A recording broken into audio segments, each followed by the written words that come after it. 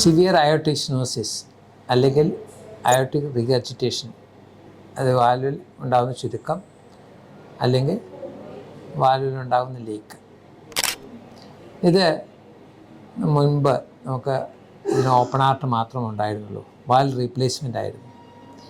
ഇപ്പോൾ കുറച്ച് വർഷങ്ങളായി ഈ അയോർട്ടിക് വാൽവിനുണ്ടാകുന്ന ഈ അസുഖങ്ങൾ ഓപ്പറേഷൻ കൂടാതെ കീഹോൾ ഉപയോഗിച്ച് വലിയ അനസ്തീഷ്യൊന്നും കൂടാതെ CT സ്കാനും എക്കോം CT സ്കാനൊക്കെ ചെയ്ത് രക്തക്കുഴലിൻ്റെ ഘടന മനസ്സിലാക്കി വാൽവിൻ്റെ അവസ്ഥ മനസ്സിലാക്കി ഈ വാൽവ് മാറ്റിവെക്കാം.